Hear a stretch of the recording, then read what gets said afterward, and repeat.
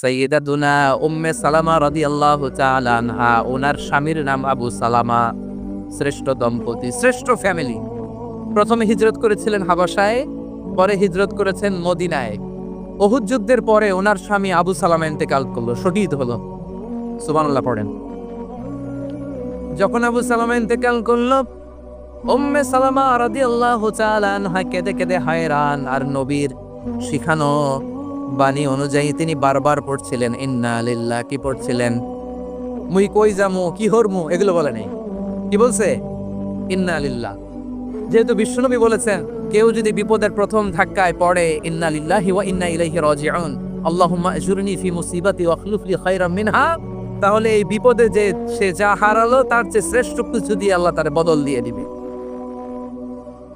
এই হাদিস শুনে উম্মে সালামা রাদিয়াল্লাহু তাআলা আনহা ওনার প্রাণ প্রিয় স্বামী আবু সালামার ইন্তেকালের পরে চোখের পানি ছাড়ে আর পড়ে ইন্না লিল্লাহি ওয়া ইন্না ইলাইহি রাজিউন, আল্লাহুম্মা আজুরনি ফি মুসিবাতি ওয়া আখলুফনি খায়রাম মিনহা।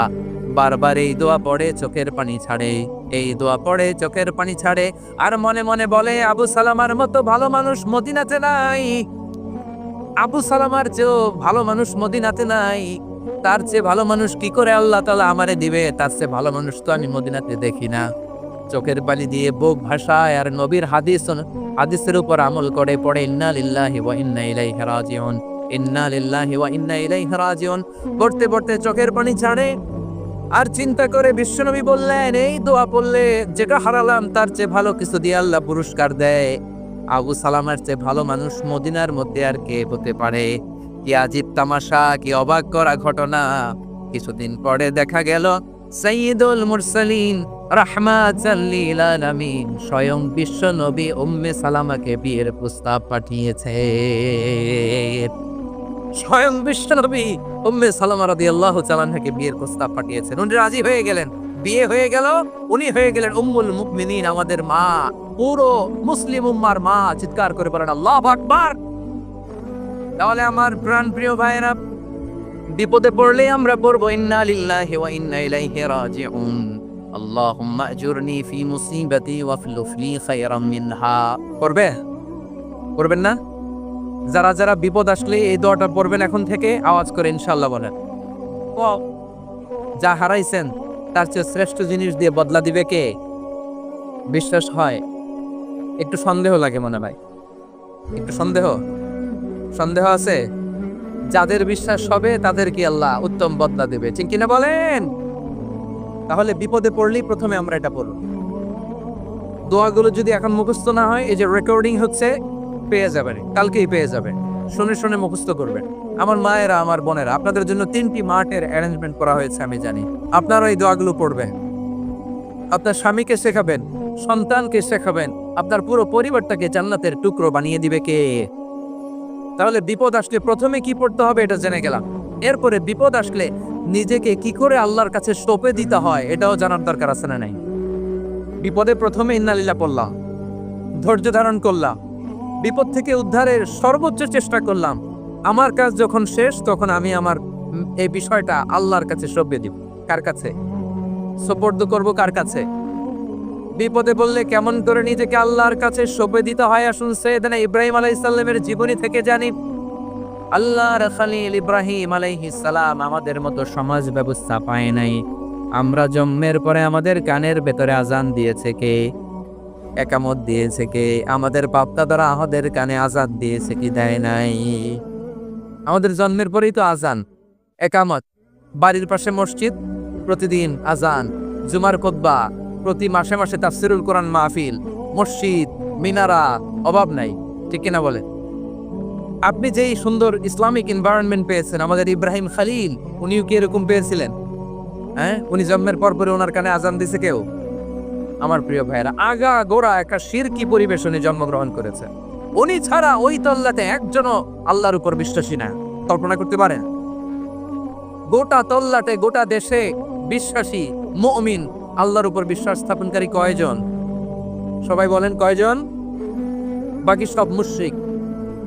সব মুশরিক। নিজের সাথে নিজে শক্ত বোঝাপড়া করে, অ্যানালজি করে, সেলফ কনভারসেশন করে উনি মহা সত্যের সন্ধান পেয়েছে।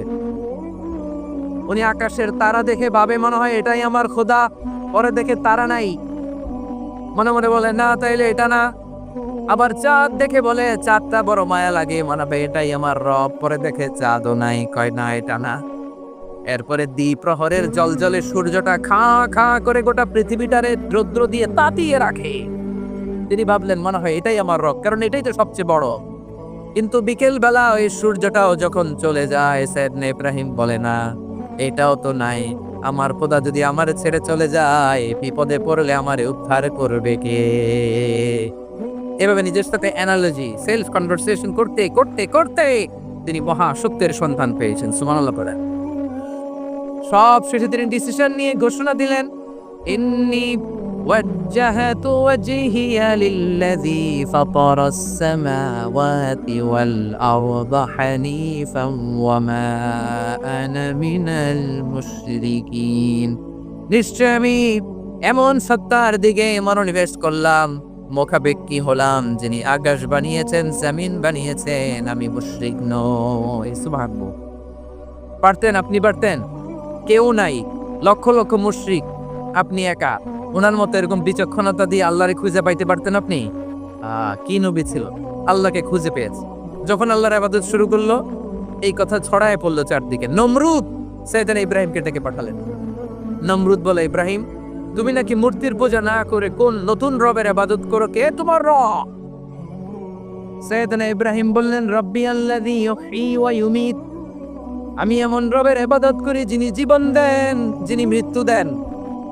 নমরুদ বলে, তুই নাকি তোমার রব জীবন দেয় মৃত্যু দেয়? আর এটা তো আমি দেই, আমিও তো জীবন দেই, আমিও তো মৃত্যু দেই। সাইয়েদনা ইব্রাহিম বললেন, কেমন করে তুমি জীবন দাও মৃত্যু দাও, একটু দেখাও তো। নমরুদ জেলখানা থেকে দুজন কয়েদিকে ডেকে আনলো, কয়েদি এনে অর্ডার করলো, একটাকে এখনই শিরোচ্ছেদ, হেড অফ, ডেথ পেনাল্টি, মৃত্যুদণ্ড দেওয়া হলো, ফিনকি দিয়ে রক্ত বেরোলো। নমরুদ বলে, দেখো দুজনকে ধরে আনলাম, একজন কয়েদিকে দিলাম ডেথ পেনাল্টি, মৃত্যুদণ্ড, ওরে মৃত্যু দিলাম। আরেকজন যে দাঁড়িয়ে আছে, চাইলে ওরেও আমি মৃত্যুদণ্ড দিতে পারি, কিন্তু না, ওরে আমি দিব না, ওরে আমি বাঁচাইয়া দিলাম, ছেড়ে দিলাম, মানে জীবন দিলাম। দেখো ইব্রাহিম, তোমার চোখের সামনে একজন যে মৃত্যু দিলাম, আরেকজন যে জীবন দিলাম। আপাত দৃষ্টিতে তাই তো, একজন রে তো জীবন দিল, আরেকজন রে মৃত্যু দিল। সাইয়েদনা ইব্রাহিম আবার বিপাকে পড়ে গেলেন। কিন্তু এক একজন নবীকে আল্লাহ এমন উইজডম বিচক্ষণতা দিয়ে এই জমিনে পাঠিয়েছেন, মুহূর্তের মধ্যে আল্লাহর খলিল ইব্রাহিম বললেন, فإن الله يأتي بالشمس من المشرق فأت بها من المغرب فبهت الذي كفر। আল্লাহর খলিল ইব্রাহিম বললেন, নমরুদ বুঝলাম তুমি জীবন দাও মৃত্যু দাও দেখলাম, কিন্তু আমার রব, আমার আল্লাহ প্রতিদিন সকালবেলা উষা লগ্নে ওই পূর্ব দিগন্ত থেকে সূর্যটাকে উদিত করেন, সাঁঝের বেলা, বিকেল বেলা, গধূলি লগ্নে, সন্ধ্যা বেলা ওই দ্বিপ্রহরের জল জলে সূর্যটাকে পশ্চিম দিগন্তে ডুবিয়ে দেন। মানে সকালবেলা পূর্ব দিক থেকে উদিত করা সূর্যটাকে পশ্চিম দিকে বিকেলে তিনি ডুবিয়ে দেন। তুমি যদি পারো ওই সূর্যটাকে পশ্চিম দিক থেকে উদিত করে পূর্ব দিকে ডুবিয়ে দাও। সুবহানাল্লাহ পড়বেন না? দেখেন, ইনস্ট্যান্ট ইন্টেলেক্ট, মুহূর্তে বিচক্ষণতা, উইজডম কাকে বলে? নমরুদ পারবে? নমরুদের বাপ পারবে? ওর দাদা, ওর 14 গোষ্ঠী, গোটা বিশ্বের সব ক্ষমতাধর রাষ্ট্রনায়করা একসাথে হলে পারবে?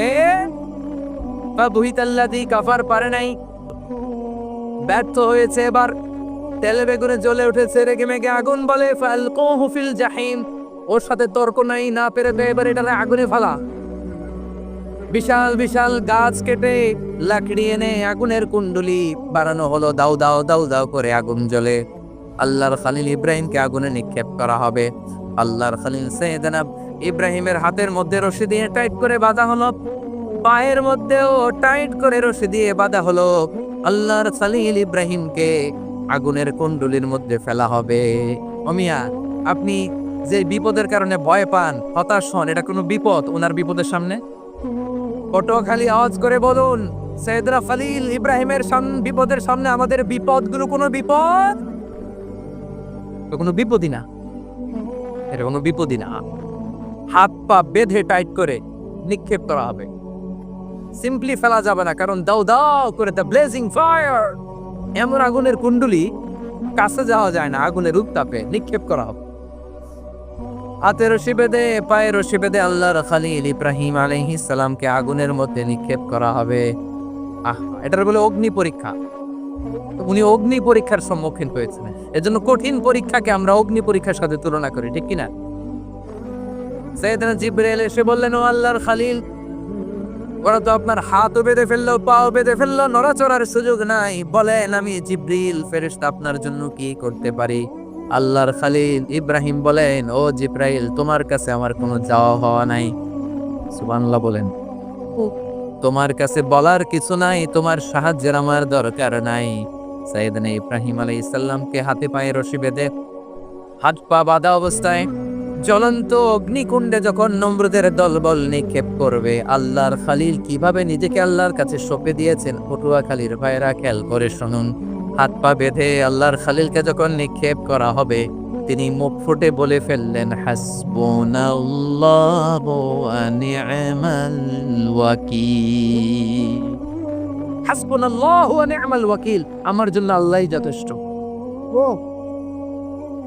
আমার জন্য আল্লাহই যথেষ্ট, তিনি আমার সবচেয়ে বড় গার্ডিয়ান, তিনি আমার সবচেয়ে বড় অভিভাবক। জিব্রাইলের সাহায্যের অফারকে ফিরিয়ে দিলেন, দুনিয়ার বুকে কারো কাছে কিছু বলেন নাই, মুখ ফুটে বলেছেন হাসবুনাল্লাহ। ও আমার পটুয়াখালীর প্রাণের ভাইয়েরা, খেয়াল রাখবেন, কোনো বান্দা তার হাতে থাকা সব চেষ্টাটুকুন করার পরে মুখ ফসকে মুখ দিয়ে যখন বলে ফেলে হাসবুনাল্লাহ, বান্দা যখন হাসবুনাল্লাহ বলে ফেলে, ওই ব্যাপারটা ডিল করার দায়িত্ব স্বয়ং আল্লাহ আরশের উপর থেকে নিয়ে নেয়।